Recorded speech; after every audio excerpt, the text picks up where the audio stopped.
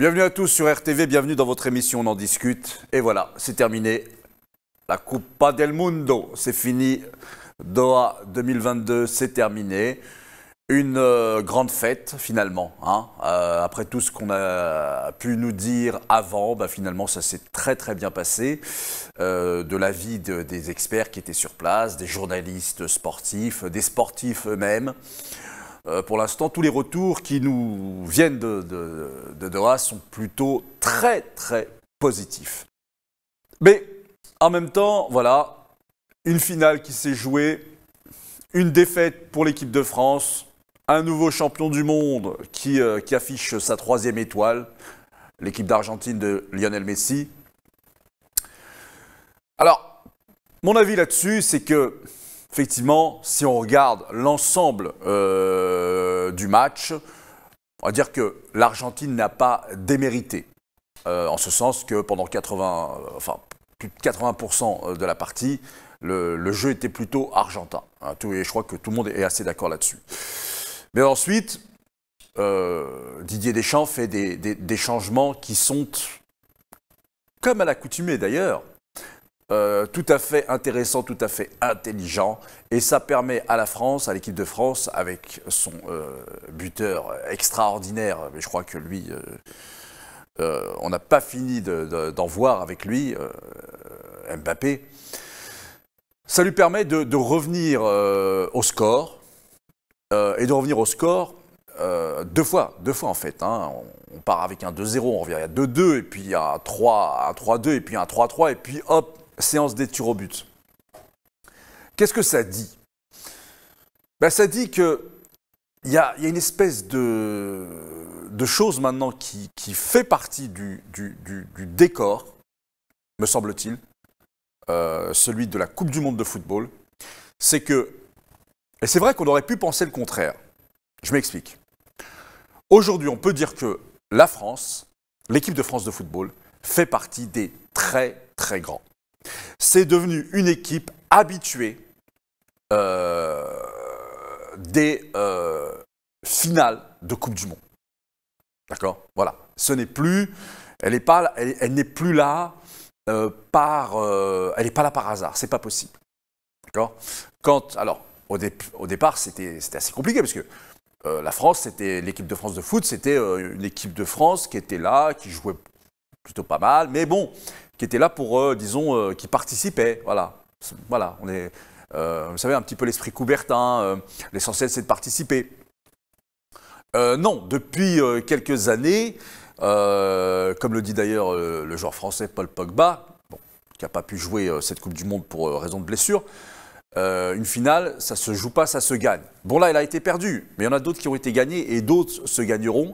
Mais voilà, sur les 98 finalistes, victoire. 2006 finalistes, défaite face à l'Italie.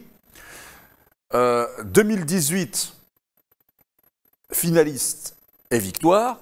Et là, 2022 finalistes et défaite. Ça veut dire que dans un laps de temps plutôt assez court, parce que la Coupe du Monde, c'est quand même tous les 4 ans, mais sur, je sais pas moi, sur 20, 24 ans, je ne sais plus, il y a 4 fois, la France est finaliste 4 fois. Pour avoir ça, il faut aller regarder du côté d'équipes. Les équipes qui arrivaient à faire cela, c'était plutôt des équipes en Europe, en tout cas comme l'Allemagne. D'accord? Eh bien maintenant, ce n'est plus le cas. Maintenant, c'est l'équipe de France de football. Donc c'est une équipe de France qui fait partie des très grands, des plus grands, les plus grandes équipes de football au monde. Voilà. Donc ça, c'est quand même quelque chose, c'est un point très très sérieux à noter. Pour ce qui est de l'équipe de l'Argentine, moi je vous dis franchement, c'était pas trop ma tasse de thé. J'ai trouvé une équipe, je veux dire attention, sur la Coupe du Monde. Mais sur cette finale, voilà, c'est ce que je disais tout à l'heure, force est de constater que l'Argentine n'a pas démérité. On ne peut pas dire ça. On ne peut pas dire que l'équipe d'Argentine a volé la victoire. Non, elle a amplement su gérer le match, et je dirais de bout en bout, puisqu'elle a fait ce qu'il fallait pour mener au score, et ensuite, bien qu'elle se soit fait rattraper, elle a su réagir, et elle a su garder son sang-froid, je dirais. Elle a su garder, parce que c'est quand même, attendez, c'est quand même, pour ceux qui connaissent bien le football, c'est quand même assez compliqué de mener au score et de se faire rattraper. Moi, à ce moment-là, j'ai pensé à la Coupe du Monde 1986 où l'Argentine mène 2-0, pareil. C'était à l'époque face à l'Allemagne, plutôt à la RFA, puisque le mur de Berlin n'était pas encore tombé. Il tombera quelques années plus tard, en 89. Eh bien, l'Allemagne revient à 2-2.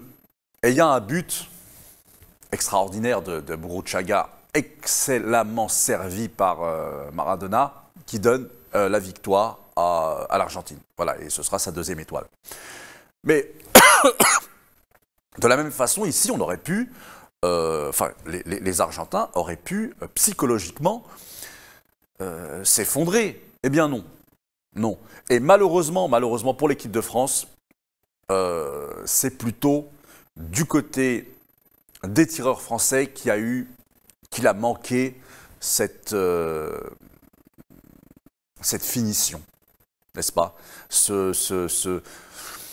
Je dirais ce panache à la Mbappé qui ne se pose pas de questions, qui fait le travail.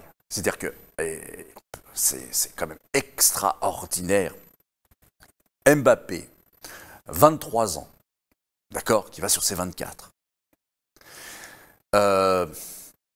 qui vous marque ce jour-là 4 buts. Un but dans le champ, mais 3 pénaltys. Et c'est tellement compliqué de marquer 3 pénaltys à un gardien de très haut niveau, le gardien argentin, dans la même rencontre. On se rappelle de ce qui s'est passé pour l'attaquant anglais contre la France, qui, 2 pénaltys de suite, il a marqué le premier, il a loupé le second. Et Mbappé nous montre ici vraiment son panache, son sens des responsabilités, sa force psychologique à son âge. Enfin, j'ai pas les mots, hein. J'ai pas les mots. Il est là et il est pleinement là. Et je vais vous dire une chose, j'ai même aimé le voir à l'écran. C'est peut-être dur ce que je veux dire, mais même à la défaite, je l'ai trouvé grand, le Mbappé. Moi, je l'ai trouvé grand. Je l'ai trouvé beau. Je l'ai trouvé fort. J'ai trouvé qu'il était, je ne sais pas, ce que doit être le football. Alors, bien sûr, et j'oublie pas la courtoisie de Mbappé lorsqu'il va visiter l'équipe du Maroc à la veille du match que celle-ci devait donner contre le Portugal, qui se soldera par une victoire des Marocains et qui ensuite rencontreront l'équipe de France et seront défaits. Hein, n'oublions pas de saluer la performance extraordinaire de l'équipe marocaine qui entre elle aussi dans l'histoire avec cette place au pied du podium. Pour la première fois, une équipe africaine, une équipe arabe est en demi-finale et on n'a pas fini d'entendre parler de cette équipe marocaine qui, dont je crois le joueur le plus âgé n'a que 31 ans. Et puis toutes les retombées que ça va avoir sur le pays, hein, dans tous les domaines. On n'a jamais autant parlé du Maroc que pendant cette période de la Coupe du Monde. Voilà, je voulais conclure sur cela avant de questionner Samir Djabali qui est encore à Doha sur son avis justement sur ces 2 matchs Croatie-Maroc pour la 3e place, match remporté par la Croatie. On aurait bien aimé une victoire marocaine et une 3e place, mais c'est pas grave, hein, là aussi la Croatie n'a pas démérité. Et puis son avis aussi sur la finale. Alors juste un mot, évidemment, là, l'Argentine, 3e étoile. Félicitations au peuple argentin. Bravo à l'équipe d'Argentine. Bravo à mes amis argentins de Paris, que je salue. Avec qui j'ai toujours eu beaucoup de plaisir à échanger, à rencontrer. Bravo à vous. On entend votre joie d'ici. Et Lionel Messi, oui, voilà, il couronne, il rattrape, et peut-être même qu'il, en fait, peut-être pas, mais peut-être que si, et même certainement, d'un point de vue strictement, comment dirais-je, du palmarès, il dépasse Diego Armando Maradona, puisque Diego Maradona avait gagné sur... Enfin, j'aime pas trop les comparaisons, parce que comparaison n'est pas raison, et c'est vrai. Mais il manquait à Maradona la Ligue des Champions. Voilà. Maradona avait remporté l'UEFA, Messi lui a remporté la Ligue des Champions, pas qu'une fois. Voilà. Mais sinon, en tout cas, bravo à Lionel Messi qui couronne sa carrière comme quoi. Ça, c'est le message pour notre jeunesse et pour tout le monde, pour tout un chacun. N'abandonnez jamais, jamais, jamais. Il y a cet adage qui dit que tant qu'il y a d'espoir, il y a de la vie. Et ben voilà. Tant qu'on est là, on joue, on rejoue et on rejoue. Et puis maintenant, je vous demande juste une chose, bah écoutez, vive le sport. Hein. Alors, un mot, Samir Djabali. D'abord, bonjour Samir, sur le match Croatie-Maroc, qu'est-ce que vous en avez pensé finalement? Bonjour Nader, bonjour à toutes et à tous. Donc du coup, l'équipe nationale marocaine a rencontré la Croatie pour cette petite finale. Walid Regragui a un petit peu tourné un ou deux joueurs durant cette petite finale. On a retrouvé une équipe marocaine un tout petit peu plus libre, bon, qui s'est fait surprendre comme lors de cette demi-finale face à la France, mais qui ont su réagir très vite. Alors les points positifs de cette petite finale, c'est qu'on a eu la chance de voir des nouveaux joueurs qui émergent dans cette sélection marocaine. Je pense qu'à l'avenir, il va falloir compter sur une assise défensive comme on l'a connu depuis le début du mondial, mais aussi sur des joueurs qu'on n'avait pas l'habitude de voir et puis qui nous ont montré que non, ils vont poser des problèmes à Walid Regragui, parce que pour les prochaines sélections, je suis bien curieux de savoir, surtout au milieu de terrain et en attaque, enfin du moins dans le secteur offensif, sur quelle composition et sur quel joueur le sélectionneur national partira. Et enfin, Samir Djabali, votre avis sur cette finale perdue par l'équipe de France? Que vous dire de cette finale de Coupe du Monde qui a créé vraiment beaucoup de moments d'émotion incroyables. Hein. On a eu la chance de vivre cette finale dans un premier temps aux abords du stade. Hein. On a pu aller voir un petit peu les supporters argentins, un peu moins les supporters français, parce que je ne vous cache pas qu'il y avait principalement des supporters de l'équipe d'Argentine, hein, des supporters qui ont fait le déplacement depuis Buenos Aires principalement, mais même les locaux étaient vraiment supporters de cette équipe d'Argentine, notamment pour un joueur qui est Lionel Messi. C'est vrai que sur place, en leur posant des questions, ils voulaient tous voir Lionel Messi supporter et soulever surtout cette Coupe du Monde. Donc voilà, on va dire qu'il y avait un stade de Lusail à Doha qui était vraiment porté plus côté argentin, vraiment. Et puis une fois à l'intérieur de l'enceinte, hein, dans ce bijou, hein, qui est le stade de Lusail, vous l'avez vu sur vos écrans, hein, il y avait vraiment tout le stade qui était rempli de supporters argentins. Ils les ont supportés, mais de la première minute à la dernière, hein, jusqu'à la séance de tir au but. Et on a eu un match qui nous semblait joué jusqu'au penalty de Kylian Mbappé. Puis là, pour beaucoup, c'est la meilleure finale de toutes les Coupes du Monde. À vrai dire, jusqu'au penalty de Kylian Mbappé, c'est vrai qu'on pensait à une victoire sereine de l'équipe d'Argentine.